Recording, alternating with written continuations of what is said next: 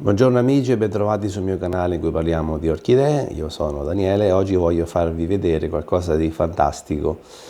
Questa che vedete è un'orchidea, è il Dendrobium loddigesi. Il Dendrobium loddigesi è in fioritura. Brevemente vi spiego che il Dendrobium loddigesi ha una estensione dove si trova in natura dell'Asia, un'estensione talmente vasta che potete trovarla, questa orchidea, sia in forma terrestre, sia in forma epifita, sia in forma litofita. Quindi cresce sia in terra, sia negli alberi, sia in sassi, sia in roccia. Quindi avete un'orchidea davvero spettacolare come crescita, come estensione, come espansione. Guardate che fiori fantastici. Cerchiamo di inquadrarli meglio perché questi meritano davvero.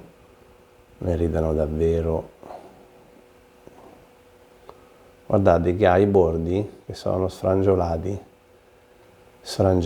da piedi. Guardate che colori, guardate che spettacolo. Guardate che meraviglia. È gialla all'interno, c'è qualcosa di spettacolare. Guardate che roba. Allora, i fiori sono grandi, vedete, grandi rispetto alla dimensione della pianta che è minuta. Questa era tutta quanta una pianta all'origine, poi sono diventate 2 piante, 3 piante, 4 piante, ne ho prese solo 2 per farvele vedere.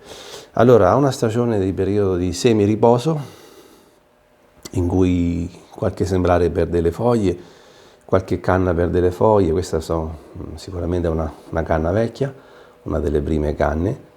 Queste sono le canne nuove, giovani, che stanno venendo su. Perde le foglie, in qualche punto le perde, in qualche punto le perde a metà. Diciamo che è un'orchidea che va un po' per conto suo, però merita ragazzi davvero, c'è una fioritura spettacolare. Durano poco come fiori, non ha un profumo particolare, però è qualcosa di eccezionale. Diciamo, guardate, già il giallo dentro, il bianco intorno e il viola fuori. Se vedete la dimensione del fiore rispetto a quando è esile la canna è qualcosa di speciale. Vedete che qui cominciano a crescere delle nuove piantine, dove vedete la radicetta piccolina, una nuova piantina che viene fuori. Diciamo che cresce molto velocemente come orchidea e questa l'ho messa in sfagno. E l'avevo messa anche in fibra di cocco, ma preferisce rimanere più umida. Evidentemente la fibra di cocco asciuga troppo velocemente per i suoi gusti. Non che la fibra di cocco gli faccia male, ma evidentemente gradisce molto di più rimanere bagnata. Ho fatto caso che, guardate che spettacolo, guardate che roba, la natura è meravigliosa. Gradisce rimanere più umida, evidentemente la fibra di cocco si asciuga troppo velocemente per i suoi gusti. Quindi quando vedete i rami secchi non vi preoccupate perché ha una stagione di semi-riposo, quindi va bagnata di meno, va fatta un pochino più asciugare rispetto a quello che facciamo nel periodo vegetativo. È un po' tipo il Dendrobium pierardi, la Phylum. Abbiamo già fatto i video. Guardate, è una fioritura eccezionale, dura poco ma vale la pena. Qua c'è un bocciolo, vedete quanto è grande il bocciolo rispetto alla fragilità della canna. Allora, questo è il bello di questa orchidea, tipo il Kingianum, è da intermedio, clima fresco, clima freddo. C'è chi le tiene tutto l'anno fuori, io proverò a giorni a metterla fuori. Allora, intermedio fresco-freddo significa che questa pianta dai 15 gradi fino ai 10, fino ai 5 gradi fuori ci sta. Ecco che perché c'è chi la tiene fuori tutto l'anno.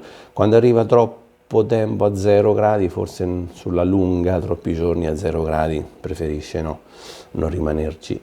Però la potete mettere sotto i raggi del sole, ci sta tranquillamente, non nelle ore centrali in estate. La mia sta sempre sotto luce artificiale, quindi è pilotata un po' come luce, come situazione. Voglio fare la prova a metterla fuori perché voglio vedere come reagisce alla temperatura esterna. Dicono tutti quanti che si hanno buoni risultati e una buona produzione anche di fiori. Ha bisogno un po' di sbalzo termico, magari io dentro casa gliene do poco di sbalzo. Diciamo che questa mi ha sempre fiorito al di là dello sbalzo termico, perché a casa poi a una certa temperatura, sotto i 16, partono i termosifoni, quindi diciamo che non l'ho mai portata o estremizzata a temperature particolari. Però voglio fare la prova a metterla fuori. Come concime lo stesso do a tutte 350 microsiemens. Diciamo che questa fiorisce e basta, insomma non è che sono bravo io nel farla fiorire, lei fiorisce e punto. E io ci sto o non ci sto, per lei è indifferente. Guardate che meraviglia, guardate che meraviglia. Il fiore per me penso che sia uno dei fiori che mi ha più affascinato e innamorato, proprio per via di questa sua colorazione gialla all'interno, bellissimo. Non so se riesco a farvi vedere il bordo così sfrangiolato ai lati, forse vado troppo vicino, eccolo qua, forse così lo vedete bene. E niente, spero di farvi innamorare di questa tipologia di orchidea. Sembra mezza andata, mezza morta, ma proprio lei che è così, con questa tipologia di canne.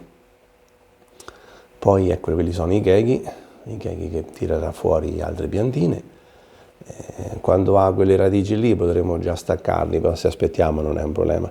Diciamo si riempie di cheghi, si riempie di piantine, più le piantine che ha ai lati.